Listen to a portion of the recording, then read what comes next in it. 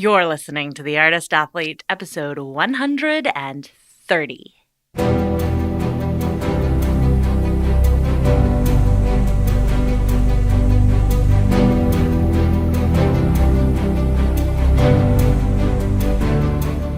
This podcast is dedicated to CIRCUS. It's a place for professionals in the industry to share their stories, viewpoints, and information, and a place for outsiders to get a sneak peek into this world. Hey, friends, fans, and foes. I'm Shannon McKenna, and I'm the host of the Artist Athlete podcast. I am sweltering right now because I am sitting under this fuzzy fleece blanket. I turned the air conditioning off. I am in Mérida, Mexico, which is on the Yucatan Peninsula, hanging out this week. And if you want to hear more about what the heck I'm doing down here, or really anything about my life and who I am and what I'm all about, you can go to patreon.com/theartistathlete. I do a weekly mini-sode, as well as a ton of other bonus content. And even if you hate the sound of my voice and only listen to this podcast because I've got great guests on it, you can go to patreon.com/theartistathlete and just send me money and support the podcast, because all the funds from that go directly into the podcast. One more time, that link is patreon.com/theartistathlete. My goal for the year is to have 250 Patreons. Right now we're at 183. So come on, 1,000, let's go. If you're listening to it, if you love it, if you're like, I keep meaning to get around to it, but I haven't quite yet. Now's your time. Here's your sign. Let's go. Patreon.com/theartistathlete. My guest today is Grace Good. Snoop Dogg, and this is the first time I've ever seen a bio where someone has quoted Snoop Dogg, so let's go, Grace. Snoop Dogg says she's bringing the heat. Go Big show producers call her the Daredevil Cirque performer. Wayne Brady jaw-dropped by Grace's one-of-a-kind feats on Fox Network's Game of Talents. And Thrive Global calls her the fire-eating, free-falling, record-breaking, hula-hooping girl next door. Grace Good is a self-taught performer who followed her dreams and ran away from college to join the circus. And she's never looked back. She's toured internationally with Cirque Dreams and appeared nationally on multiple TV networks. Her fiery videos often go viral on social media, where she has more than 8 million followers on TikTok alone. Catch one of her live performances in Vegas or Nashville, and for upcoming tour dates, follow her on TikTok, Instagram, and Facebook at Grace Good. Yes, this bitch literally put that in the bio because she knows how to hustle, she knows how to market, and she's going to tell us so much. Listen up. Here's my interview with Grace Good.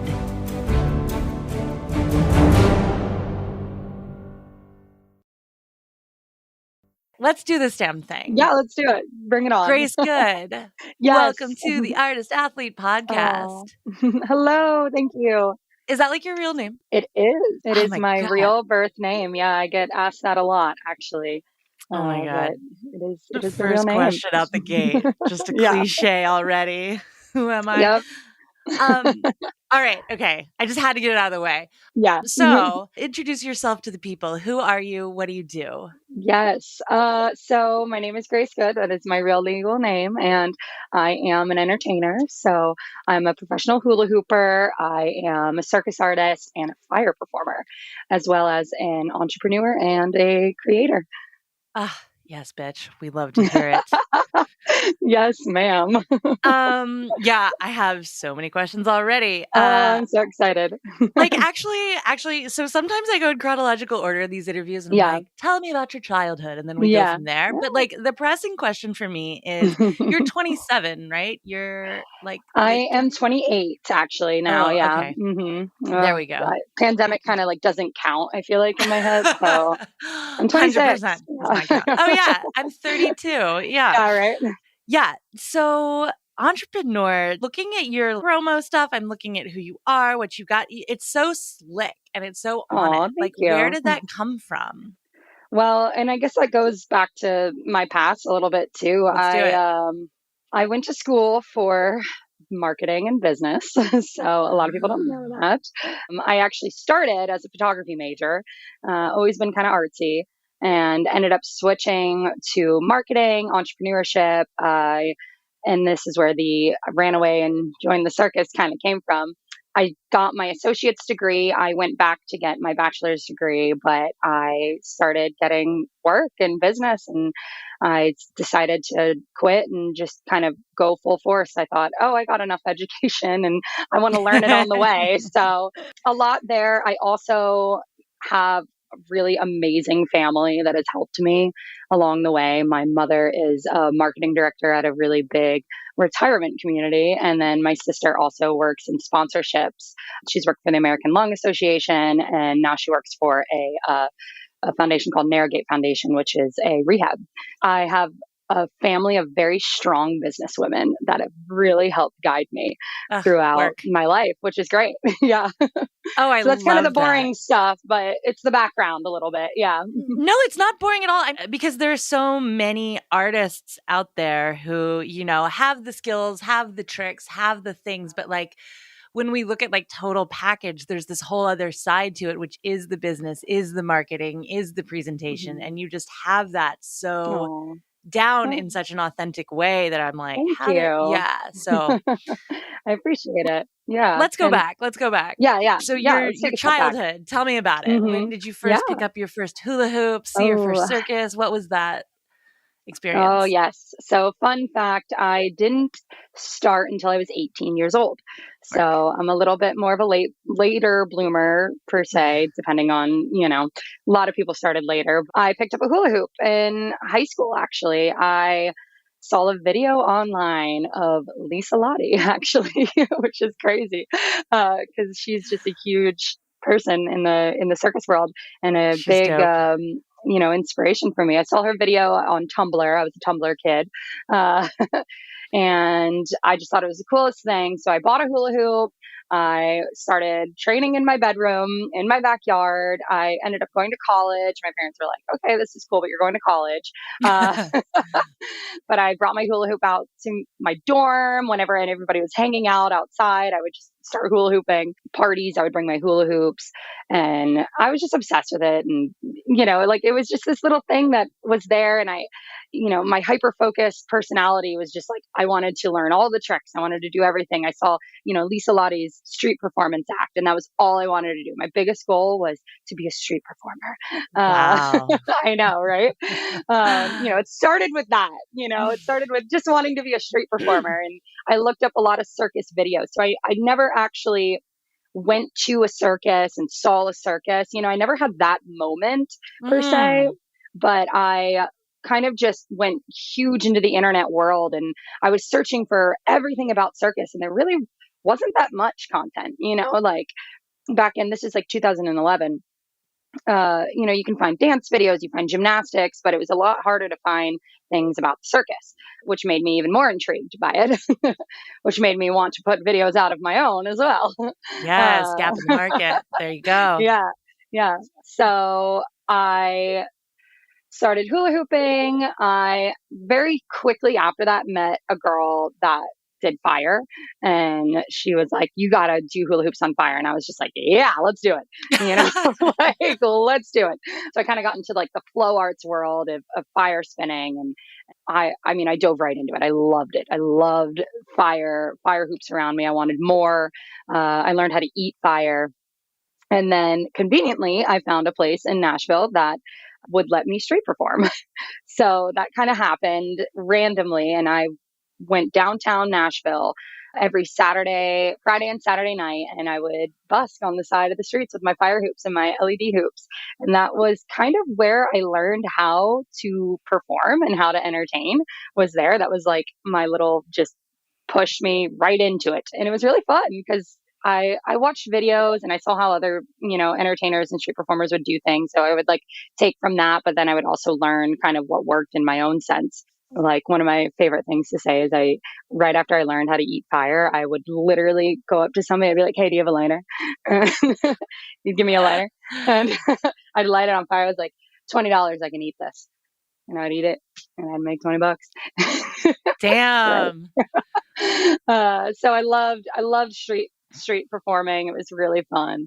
So that's kind of like where I started my performance journey. Circus. So girl. interesting. Like when I talk to people of a different generation, and they talk about like meeting someone or knowing someone or seeing street performance. And Yeah. for you, it was like the internet The was internet. your Yeah. gateway in, and you saw Yeah. all of that.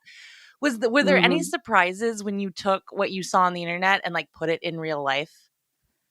Yeah, that's a great question. I would say, there's probably more of that, more of that happened than I would hope. Like, like, that sounded weird, but like, of course, seeing something on the internet, seeing how like, oh yeah, this guy said this funny joke. I'm going to say that joke and everyone's going to love it. And then they just tanked, totally tanked. Like, like nobody's funny. So, Yeah. I had to find my own way. And that's really important with all artists, I think, too. Like, you see what somebody else does and you want to, like, oh, that worked for them. That got them, millions of views. But it doesn't necessarily mean it's going to work for everyone, which is like lessons we all have learned, I think, throughout life. Oh my God, um, learning over and over again, yeah, for sure. yeah, absolutely. I'm still learning all the time.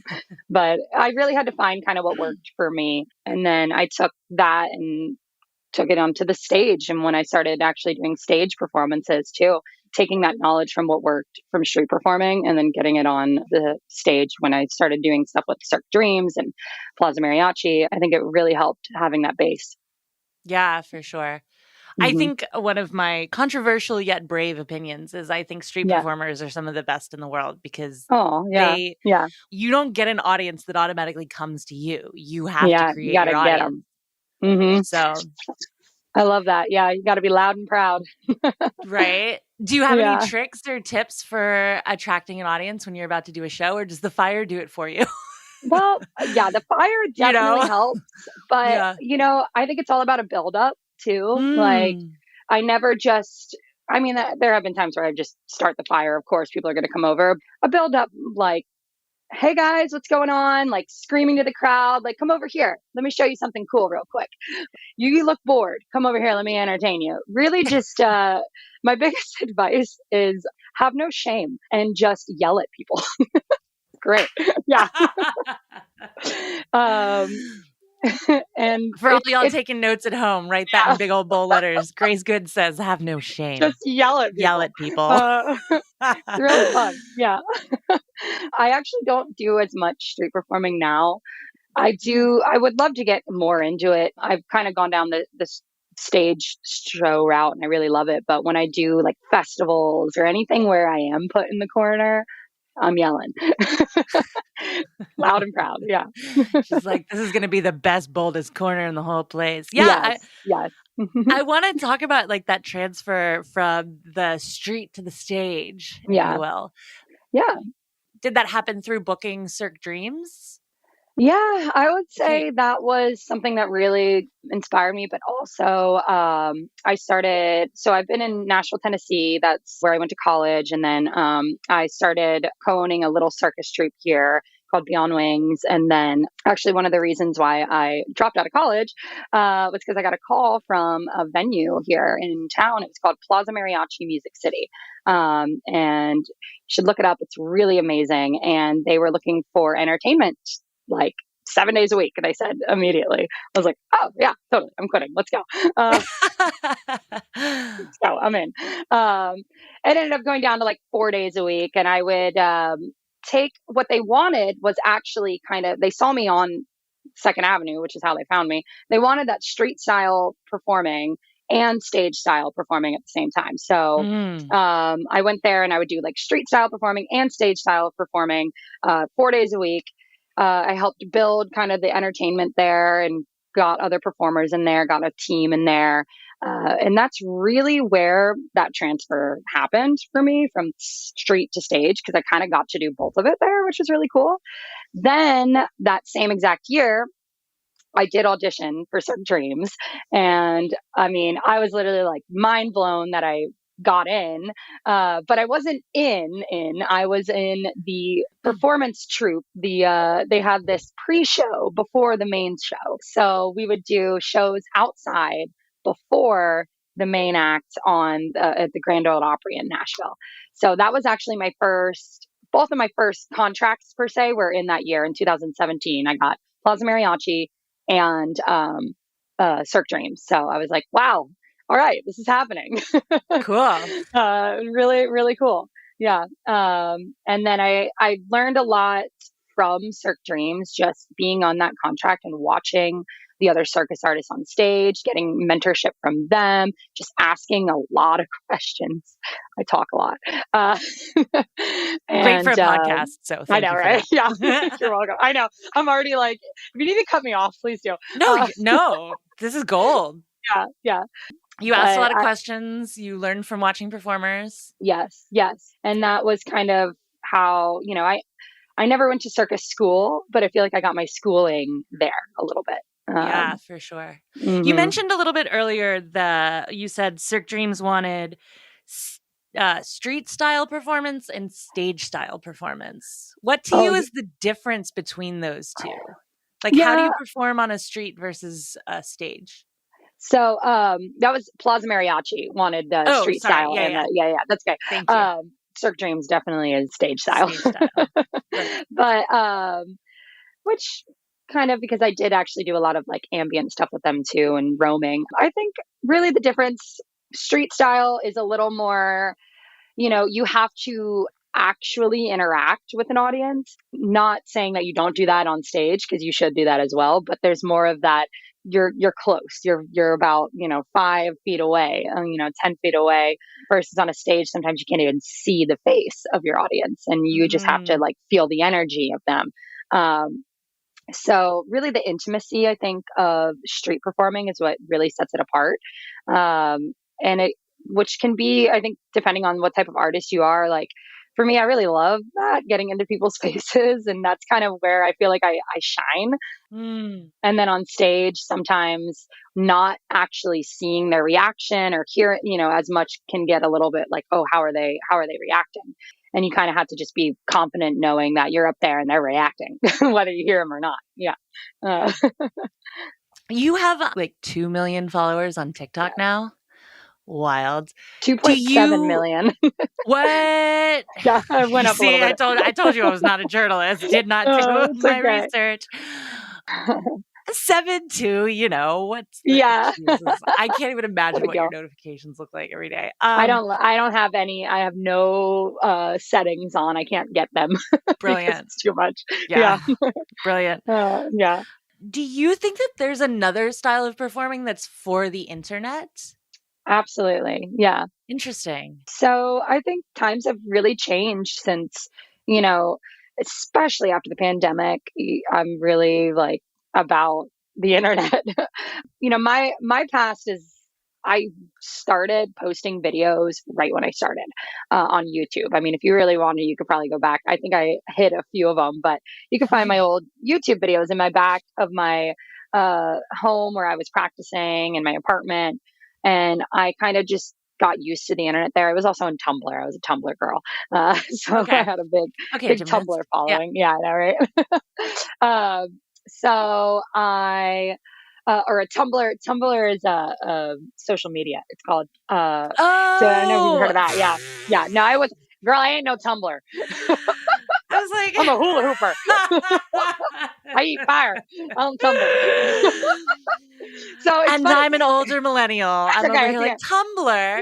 Yeah. I feel like I was like a Some people will little bit late know. to the Yeah, Tumblr game. I yeah. know what it is, but I never like got into it. Very like It's kind of like a scrapbook for Yes. the It was. internet, is how I always think of Oh, it. I love that. Yeah, it definitely was. Yeah, you can like reshare stuff. You can post your own. It was Yeah, like pre Instagram. Like back in like very that. MySpace time, pretty much. Yeah. So Tumblr, I started on Tumblr posting videos and pictures of me like performing or street performing and practicing. Went to YouTube. I posted a lot on YouTube.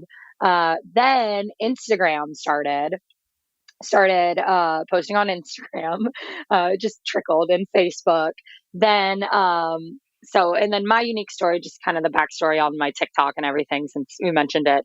I had probably like maybe like 40,000 followers on Instagram, which is still like a good amount. Back in like 2018, I think TikTok rebranded, or it used to be called Musically, and it rebranded Yeah. to TikTok. And they actually reached out to people on Instagram to start posting on their app. And I was one of them. So they actually were like, hey, we really want you to post on TikTok, your stuff is cool and unique and different. And they actually paid me to do it. So that was back in the day. I started posting, and that was before the pandemic. And then let's see, the pandemic 2020, I think I had probably like 500,000 followers on there. And then I just blew up during the pandemic because I also had nothing else to do but post videos. So, yeah. And going back to a different type of performing, it really is. It's about kind of the same. Let me see how I can phrase this. The same way that I use the same tactics I use in my shows for the stage and for street performing, I use in my content, my videos online. So, and this is a little bit of how I do my videos. What's going to draw them in? What's going to draw them in? Am I yelling at them? Am I getting really close to the camera? Am I drawing them in with fire? What's going to hook them? There has to be a hook. There has to be a hook in your act on stage. There has to be a hook in your street performance. What's going to make them watch for a little bit longer? And then what's going to make them watch again? There's got to be something on the end that goes, wait a minute, what? Watch again. And that's kind of my formula for a viral video and a good stage act. Oh, that's so great, Grace. Okay, so it's a hook. Mm-hmm. What's going to like keep them? Keep them. So you draw them in and then you keep them. And then there's like a surprise or something where they're like, oh shit. I gotta watch wait, that again. How did that happen? Yeah. Let's watch it again and see how it all makes sense now. Yep. Cool. Yeah. I think that formula for videos works very well, short, long, and then also even just on a stage act too. I've thought about this a lot, how I try to do that similar style on stage or on the streets, and it works. Yeah. Can you give it in like an example? Yeah. If we're thinking of like a video you've made recently or something where you're like, yes, here's my hook, here's how to stay. So I just posted one. I used a cube, the juggling cubes. A friend of mine that performed with me this weekend had one, and I was like, let me use this. Sometimes I see things. My brain has this thing now where I'm like, oh, this is going to be a good video. So I start very close to the camera, and I walk out, and you just see this 3D cube. That's your hook right away. It's like, what is that? Start spinning it. Wow, that's pretty crazy. And then this one actually I didn't do on purpose, but I dropped it at the very end. So boom, drop. There's that like, wait, what just happened? Watch again. So that's kind of a small example. Another one would be even just starting close in the camera, lighting fire, coming back, doing a little bit of a trick, and then eating it at the end. Wow. That's a little more basic formula right there. What just happened? Sure. Yeah. And really, I love video content and trying to think of what people are going to be like, whoa, what's going to hook them, what's going to make them wait, and then what's going to make them keep watching. And it always changes. It always changes. I think, oh, this is going to work. I know it is. It has in the past, and then it doesn't. It's a dud. And then, it happens. That's all the time. chaos of TikTok too. You can't sure. recreate there. They won't let you. No, you can. And the thing I like about TikTok too is you just keep posting, just keep trying. Like even me, like I'll have videos, like I'll have a bunch of viral, and then I'll have like 10 duds in a row. It's all trial and error, which I feel like is similar to my performance career as well. It's been very trial and error, figuring out what works and what doesn't. But I very much equally love the art of performing as well as the art of video and content creation. It's similar. It's very similar, and I love it both. Totally. And I love that you say that too, because I think that's the missing step for a lot of amazing circus artists is they don't really see video content or or being a creator on social media as like its own art form with videos that you can frame and compose in certain ways, and giving that little insight from your brilliant brain is super helpful. Yeah, so thank you for that. Of course. And I always tell a lot of like artists that ask me to, oh my gosh, like how do you how can you possibly like do all that? I do think you have to have like an interest in it. You have to have a want to do it. If you don't like doing it, Hmm. don't do it. Like you're still an artist, you're still amazing. Like, you people will go onto your profile and they can tell you're still amazing. But I think you have to have kind of that desire and want to do it, to like want to succeed in it. Yeah. Yeah. Dope. Yeah. Okay, so you started to mention this, and I have a bunch of questions about Yeah. it. You have do you have a full length stage show at this Uh, point?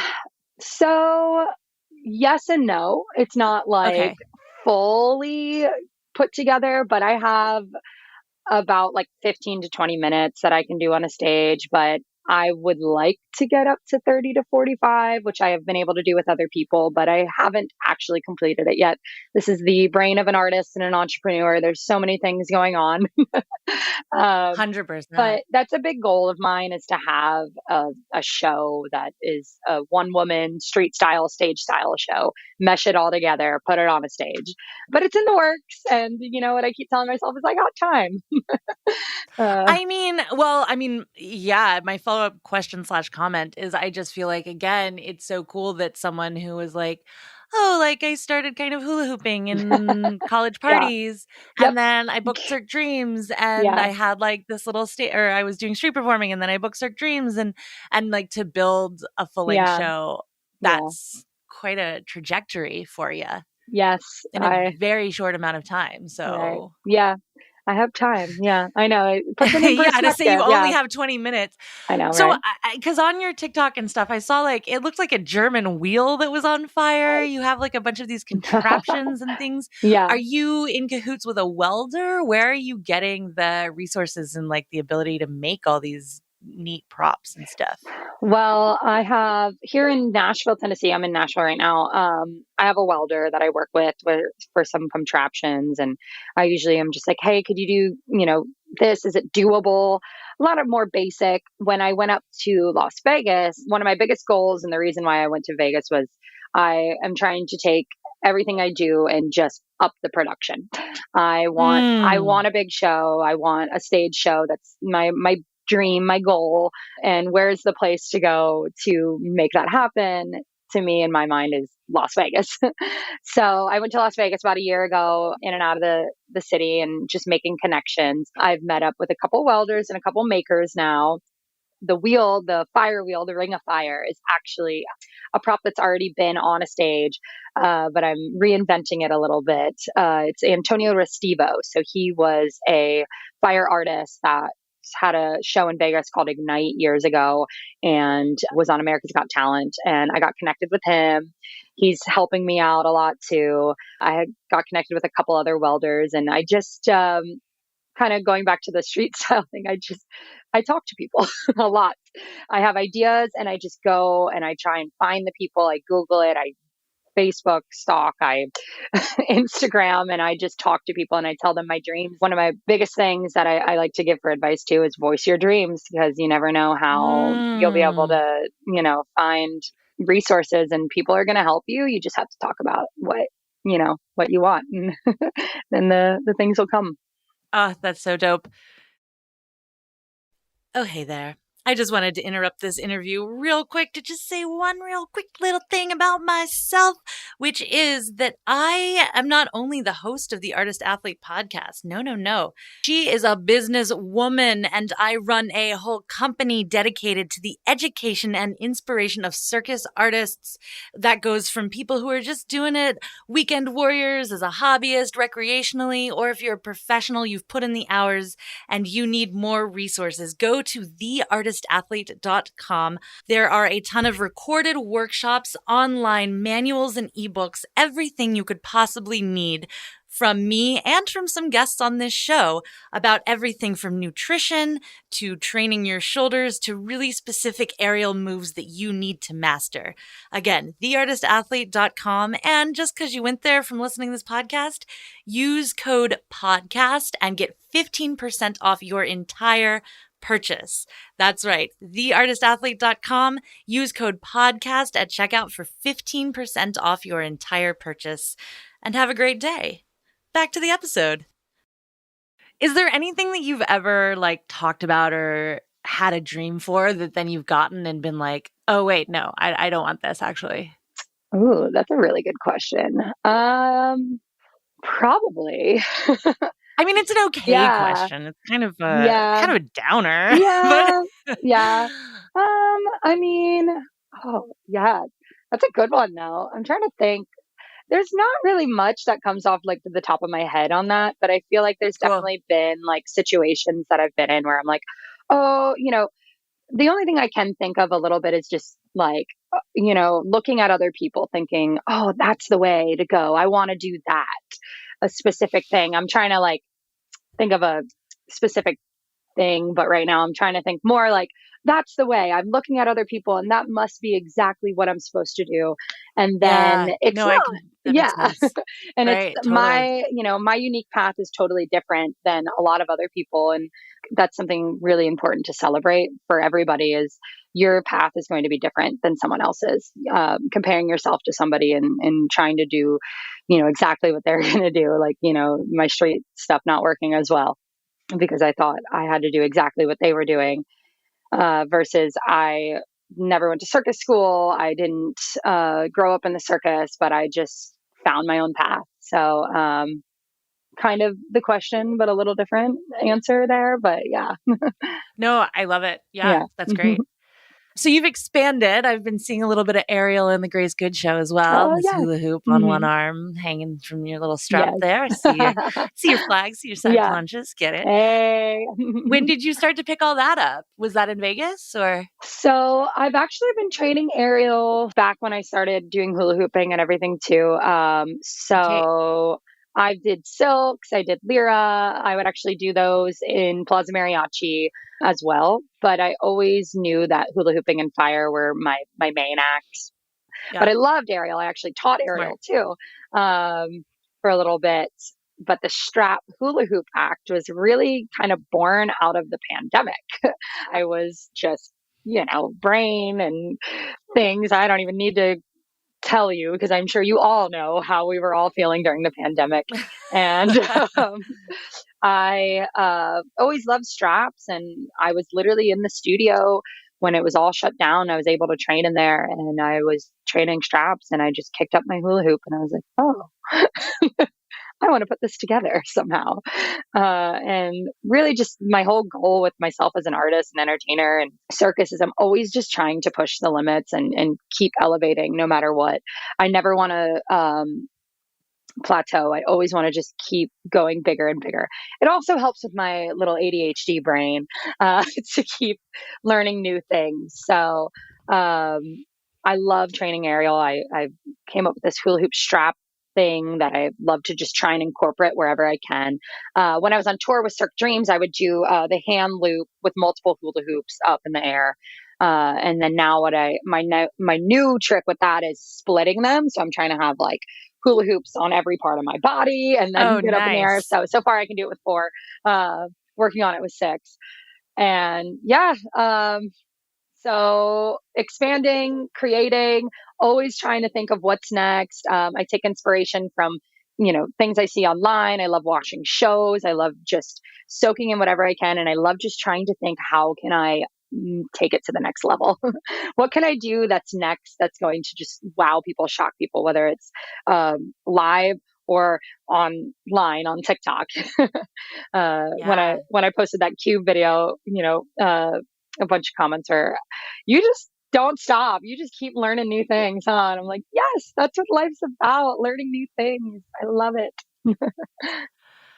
How much time do you spend in the studio creating, and how much time do you spend with the marketing, with the business, and then do you see that as separate as the time you spend working on social media? Yes. Because a lot of artists, going back to this Yeah. conversation about like TikTok, being a Yeah. creator, blah, blah, blah, people are like, oh, I just don't have time for it, Yes. you know? Yeah. And that's something that I feel like I do have to delegate my time a lot to kind of juggle all these things. Uh, um, and Kind of depending on the time and the season. I've had better times with that where I will Mm. be spending time in the studio where I go, okay, I'm only going to spend 2 hours here to train. And while I'm there, I'm also going to get videos, uh, double up a little bit. We And love a then I multitasker, know, yes. right? Yeah. Then after that, I would do studio time, come home, editing time right away. Whether I'm editing content from what I just took or from 2 weeks ago or whatever, I would do training, editing, right, right after, like keep it in the same time zone. Then, Mm. so because it's all in my head, I do want to think that that is work for me. Like it is like what my content on creation is work, the editing is work. So training, make a video, edit the video, do it all within that bubble, and then I'm off. Or, yeah, I'm done. Post it. I still do a little bit of, behind the scenes with just uh, commenting, making sure my stuff is the algorithm is taking it. I do have a team, so I have people that work for me, which really does help. Which I'm sure you know. I have two assistants that help me with. One of them helps me with more of my content, my marketing online, SEO, emails. And then I have a more personal assistant, and she helps me with me and content. Yes. Yeah, who helps me with social media. So I do have somebody that helps me with social media and goes through like the contracts that I'll get for brand deals and helps me with replying and whatnot. It is still me on there. I am in charge. It is my, sometimes people are like, is it you? Is it you on your Instagram? It is. It's me. But I have some help because I have a lot that goes on in there. No, of course. Yeah, and I love that you say that too, because I think a lot of people are like, "Oh, if I could just pay someone to take Yeah. over my social media, everything would be easier." And it's like, "No, no, no, no, no. Like, you're not paying someone to like post for you Yeah. or make your content. Like, you still Yeah. have to do all that. Yeah. But Hmm. as you get bigger, there's a whole bunch of other stuff that Yeah. goes along with it." Yeah, for Absolutely. sure. Yeah. Yeah. Yeah. It's and the biggest thing with that too, with creating content and um is being authentic is real, and your audience knows, they know if you're authentic, they know if you're not. And I think that's important with being a content creator. Now, I do think it's different if you wanted to hire somebody to just post for you for like business and like, if you run a I don't know what I was going to help out a welding company actually that helps me for their social media, and they were going to hire me to post for them. That's like, yeah, if you have a business like that, you could hire somebody to post on your social media, get content for you. I think artists should be more personal on social media. I think people really love that. And then that's how you get a lot of really amazing followers and fan base. We've touched on this a little bit before. You mentioned your family, but I'm so again, Grace, I'm just so impressed Oh, that thank you. that you've got this like you this show person, show woman Yeah, attitude of just like, thank I'm going you. to show up, I'm going to be the loudest one, I'm going Yeah, to draw the crowd, I'm going to do the thing.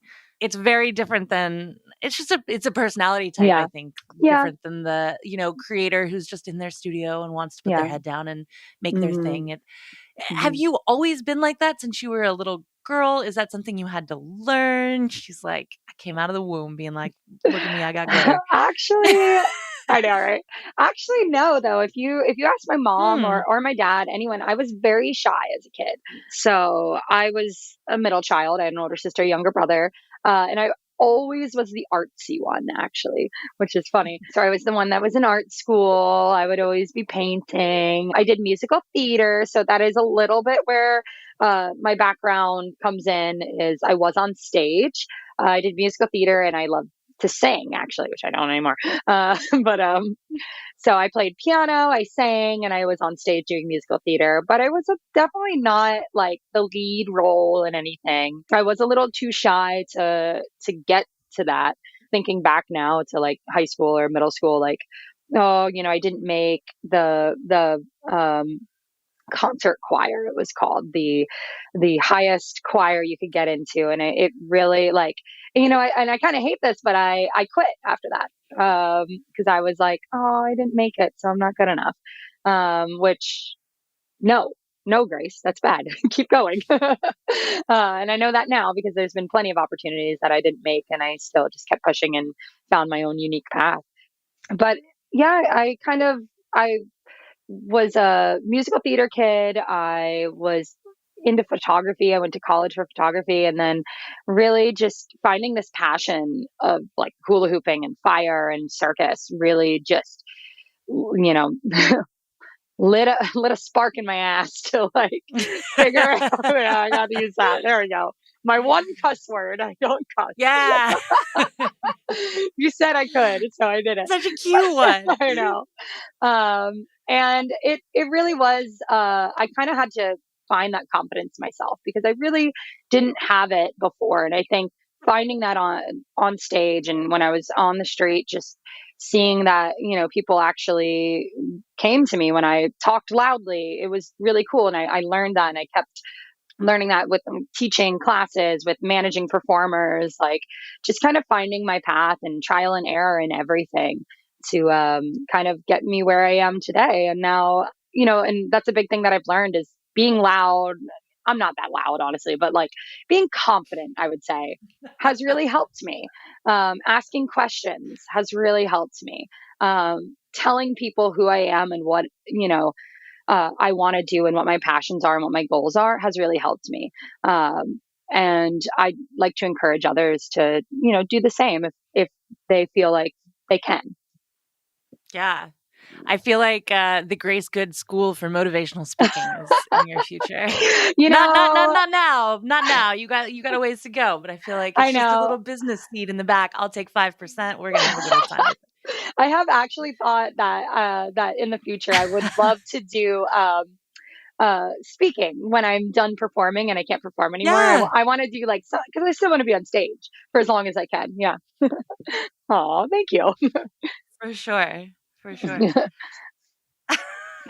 I do enjoy being motivational and positive and inspirational. I do hope that I can portray that for the most part. Yeah. Yeah, definitely comes across. Thank you. You alluded to brand deals, Yes. endorsements, working with companies. What is that process like? How do you determine who you're going to represent or who you're going to work with, who you're not going to work with? Yeah.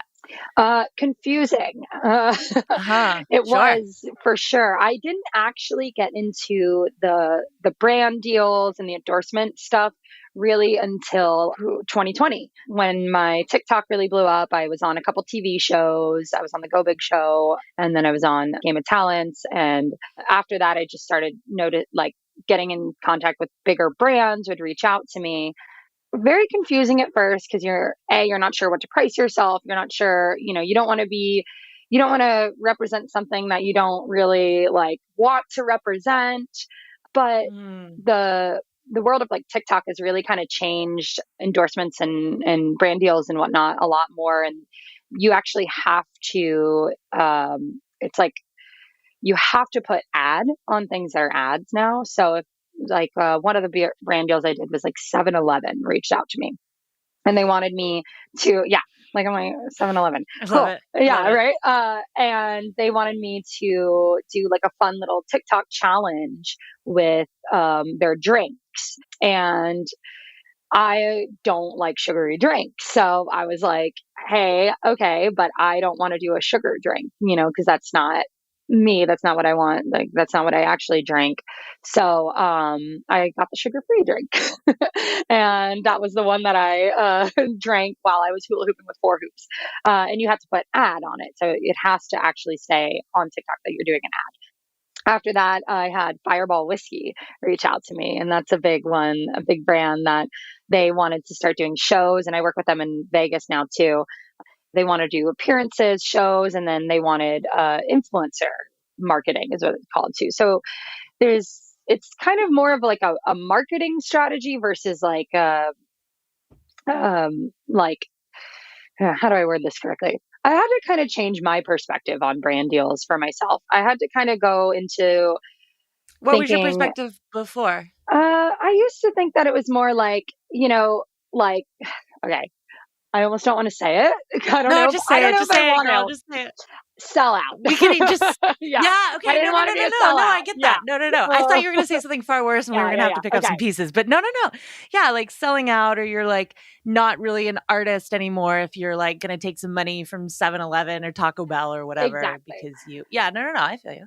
That was what I was like a little like internally scared of. But then I changed my perspective and like, just like everybody does gigs for 7-Eleven hired you to do a gig and they're Yeah. paying you, And that's kind of what I had to change my perspective with a little bit more. oh, that's And such a good point, yeah, though. Like, yeah, like Dos Equis, Four yeah, Seasons, like I've done right, gigs for them. What's the difference in like showing up and like doing the performance right, versus taking the money exactly. and making something for the internet? Yeah, that's Yeah. true. So, and before the pandemic, I didn't really do it, but during the pandemic, I didn't have any income coming in, and I mean, I had some still. Was getting some gigs here and there, but brand deals really were coming through, and it was a whole new Hmm. avenue for me. And I also try to encourage other circus artists now too. Like it could be another avenue for circus in general. I also my boyfriend is a professional BMX rider too, so since I started dating him, realizing that that's kind of like how their world really thrives. Like that's how they make a living is by doing these endorsements, these sponsorships, these Interesting. brand deals. Yeah. And, I personally think it would be so cool if like the circus, could have more of that, like these brands that could endorse us. I think you don't want to take a brand that you don't believe in and that you're against at all, by no means. But if there are these brands that are willing to help support our life and, that support our art and our athletism, then I think that's great. I think it should be celebrated more. Yeah. And I Yeah. think, I would love to see it more in the circus, really. I'm trying to hopefully make more of that for myself and hopefully others can kind of grab onto that. For sure. For sure. Have you gotten any pushback from circus artists who are, No, not really. yeah, I haven't really I gotten, think I think there were some people before you. I yeah, think Dima Shine comes to mind a lot, yeah, where he was like one of these guys who, did Russia's Got Talent or did these shows, yeah, 10 years yeah, ago and really like broke open, maybe longer than that yeah, now, like broke open the ability for us to like yeah, get out of the tent and right. And yeah. get more like mainstream, like, yeah, and get into the endorsement world. And it's still kind of confusing to me, to be honest. And I'm learning and I have a team that helps me with it. And I don't do it. I would rather do live performances than do the brand endorsement side, but it is really nice to have that, especially when things are slow. So, yeah. 100%. How much time do you spend these days in Nashville and how much time are you in Vegas? Like, how do you split your time? How do you decide to split your time? Well, it's been kind of a hard balance, and life's all about balance. Hmm. And I balance on a big red ball. But Yeah. right now, Oh, the metaphor was not lost on me. I got you. I got you. thank you. I try to spend, kind of depending on work and where things are. Now, my family's here. I own a townhome, and I'm this week officially putting it up for rent. So my house Yes. behind me is a mess. Like, you don't even want to know. So I spend here. I have like a consistent gig, which is really great. Plaza Mariachi that I can come back to, and I love performing there. And I always post about when I'm there. But it's not like a big, big gig. It's not paid, crazy, Sure. which I don't. Again, I'm like getting loose on this podcast, but I'm like, you know, I don't know. Like, I'm gonna be like, oh boy, later. But I love No, coming no, no, here. no. But I Yeah, love that you say that actually, yeah, because I do think, and I yeah. have these as well, these things that I do that are not like the biggest, most splashy. They're not for the money, but I like love it. It's home. it feels good and it Yeah, feels right. of And like, course. so you do it, Everybody you should know? do some of Yeah. those. Yeah. So train of thought is gone, it's coming back. Vegas, Nashville, Thank splitting your you. Yeah. time, Plaza Mariachi, you Yes, love I it. love it. Townhome for rent, Yeah. Yes. thriving is what I'm hearing. Trying. Yes. Oh man. So really right now I'm getting my connections. I'm getting my base there. I don't have that much work there really, but Hmm. I'm really there to get myself out there more, up my production, talk about my goals, and hopefully find people that believe in me and want to help me as well. So Vegas is really kind of a like I even struggle with myself too. I'm like, like I have all this stuff here, but I really want to be there. Um, and I write down my goals often. I write them in the morning and I'm like, this is why I'm doing this. This is where I'm at. And it kind of helps me with my brain and helps me delegate where I should go, what I should do next. And I love journaling. It's something that's really kept me in line. And so delegating time back and forth has really been kind of like a work in progress. And I'm Sure. still kind of trying to figure out what's the best back and forth. Right now I've been, home in Nashville like every other month at least for like a week or two, just kind of getting things together, still working on stuff here. And I like it because it centers me to come back home. But eventually, if I were to get like a contract out in Vegas or somewhere else, I'll probably not be here as much. Yeah, yeah, yeah. Mhm. That Yeah, makes yeah. sense. You go where the work takes you. Yes, yes, of course. And the work and the passion. Yes, Yeah. we love it. Yes. Okay, so you've talked a little bit about like desire for, taking your 15 to 20-minute stage show, making it into Yes. like a full length, hour Yes. long, whatever. I know. It's the And goal. what's like right now for Grace Good? What's like the biggest end goal dream Mm. place you could think about going?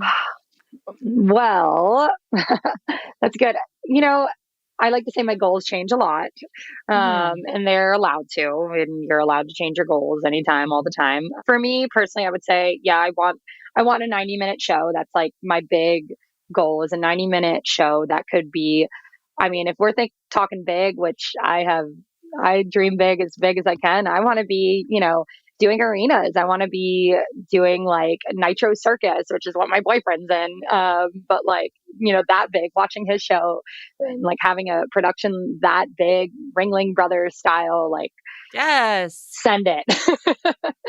But, that's like big, giant goals. And I hope to either create something my own or, be a part of something like that. Um, or the other side of it is have a smaller kind of show that I could tour on small venues and small theaters. It could go any way, really. Or Totally. get a residency in Las Vegas. That would be amazing.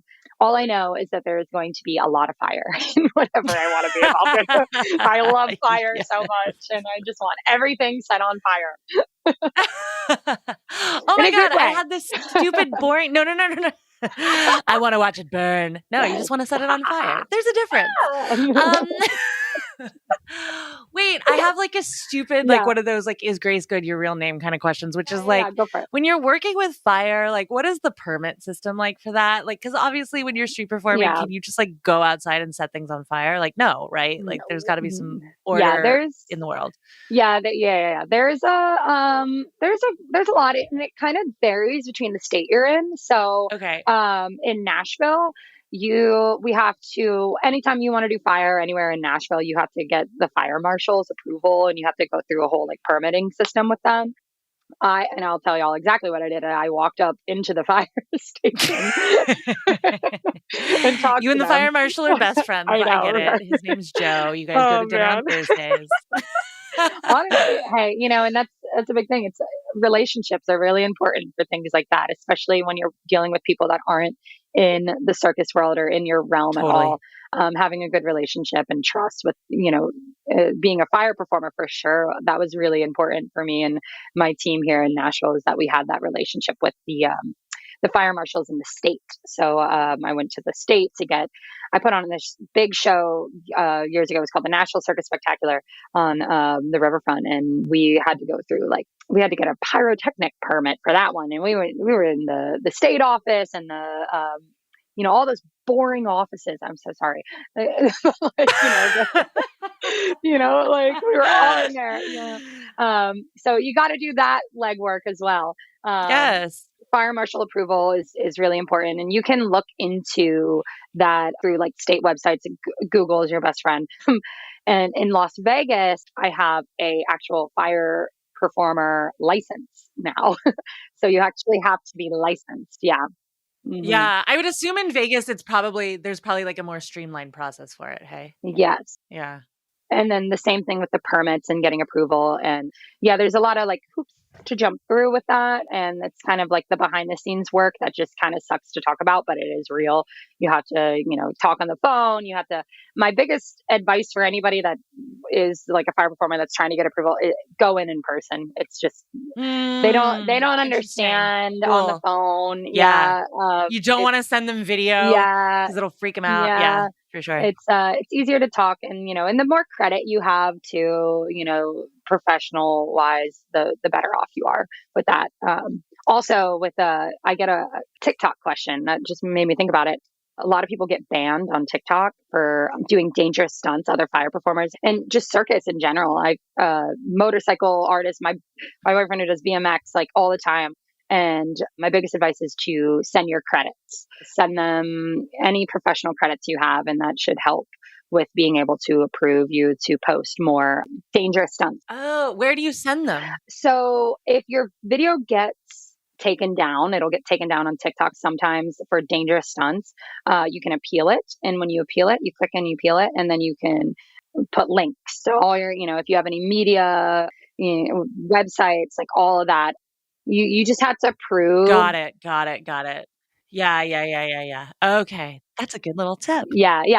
Fun fact. I know I see those questions a lot, and I can't answer like every question on the internet all the time, but that's something that I try to tell people is, just send your credits. Like they want to make sure you're a professional and not just, doing not just some random asshole in the backyard who's going to like set all of California on fire or something. Yeah. Mm-hmm. Got it. Yep. That makes total sense. Yeah. So cool. The boring side of permits and all that, but it that going back to the spending time, delegating time on like making sure my website's up to date. I try to get PR on, the internet, just to keep my credits up, as well as balances a lot, training, making sure my skills are good, making sure my show is good, keep working on my goals, upping production. And it's a balance act for sure. I love that. Grace, thank you so much for taking the time. Yeah, to come on the show today. I feel like I talked forever. That was the point. Yeah, I know. No, this has been really great. Thank you so much for having me. I have one more question, which I ask everyone, and it seems so premature because like, I don't know. I can't wait to, I don't think I'll have this podcast in 20 years. Could you imagine? But I just can't. You got a good brand. Yeah. But do you think that like podcasting is even going to be a thing in 20 years? I don't even. It'll be in the metaverse somehow. That's it. Get in there. Yeah. Me and my like tiger sidekick, my hologram tiger sidekick will be like chilling in the metaverse. I want one of those. Right? But what advice now, and I'll ask you again in 20 years, and we'll see what the difference is. But what advice would you give to yourself right now at the beginning of your career? I would say a couple things.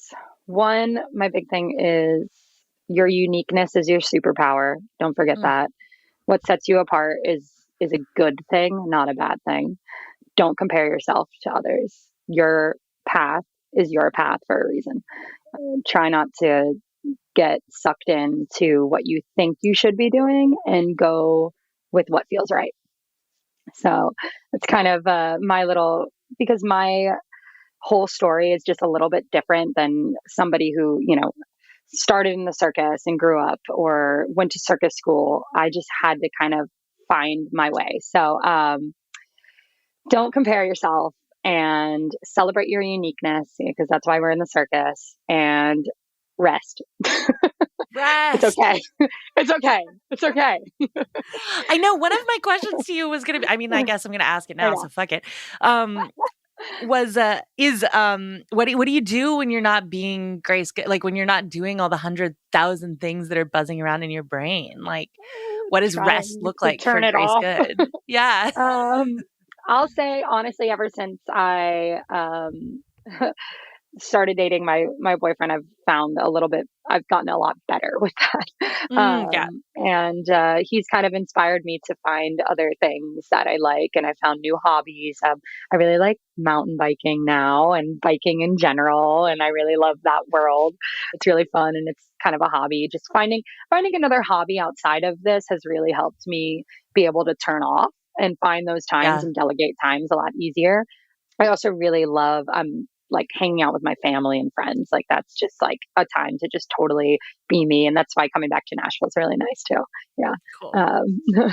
But yeah, Yeah. there's and I'll be real. I'm human, and I last or 2 nights ago I couldn't sleep because my brain was just buzzing. Like it's sometimes it's hard to turn it off, but I've had to convince myself and remind myself, which everybody needs to know, is rest is important. It's good to reset. I take time off social media, I take time off of everything, and try and delegate it the best that I can. But I'm always learning and I'm always growing.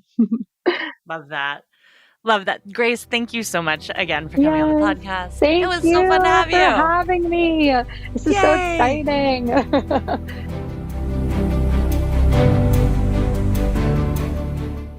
That was my interview with Grace Good. Let me tell you guys a little something. I started this podcast because I felt like it was really difficult to break in. Well, one of the reasons I started the podcast was I felt like it was really difficult to break into the circus industry if you weren't from a circus family or had gone to a really good circus school. And even going to a really good circus school, the barrier of entry can be quite large and quite overwhelming.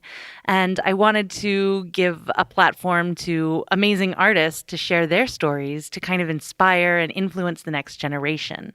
But there is something that has happened in the world that did not exist when most of the people I've interviewed were starting their careers, and that's social media. That is this whole new world of content creation that actually can be quite lucrative for circus artists.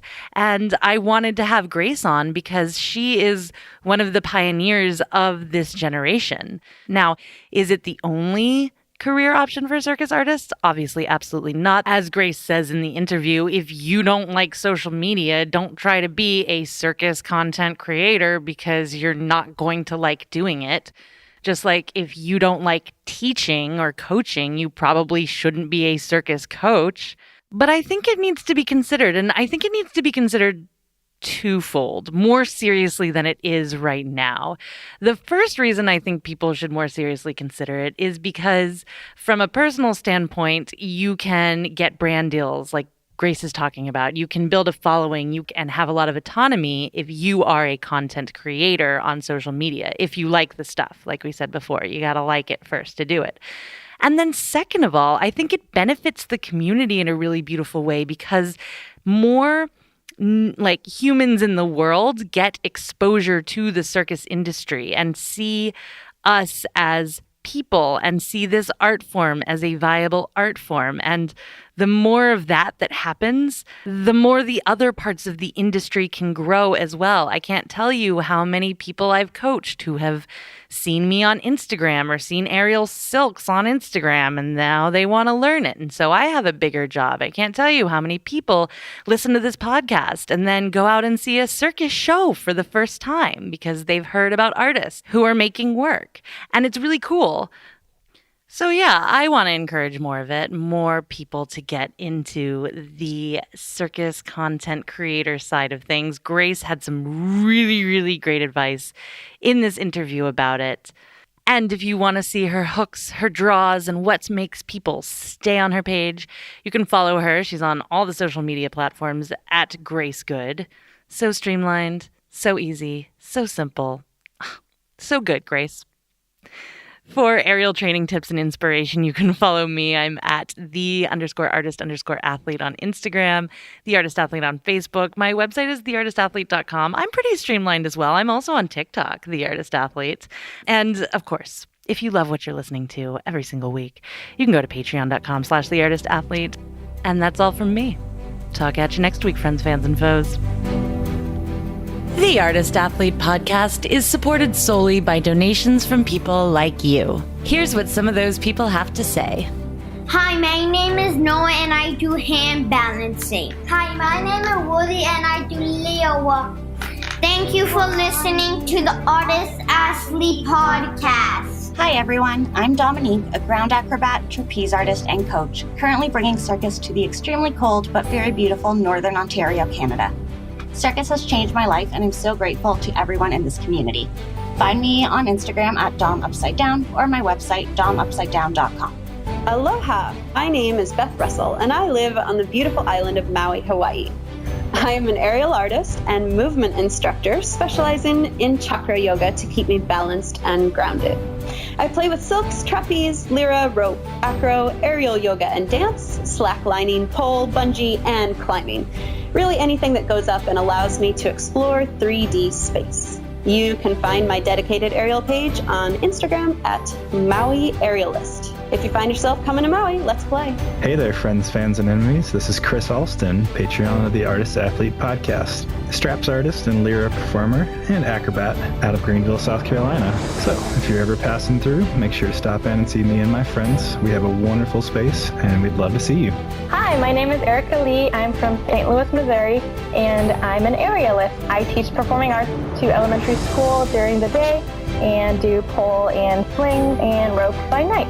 I really, really like the Artist Athlete Podcast because it gives me a lot of circus goals to look forward to. It gives me a lot of insight on what's going on around the world in circus, and that's why I'm Patreon. Hello all.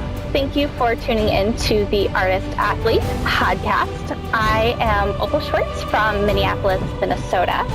If you're ever in the cities, feel free to stop by the Aviary Minneapolis.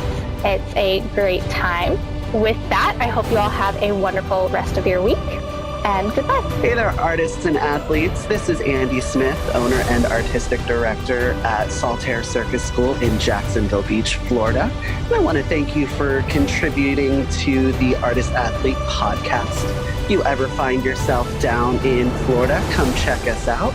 Whether you're an artist, athlete, or someone ordinary just looking to be extraordinary, we got a place for you.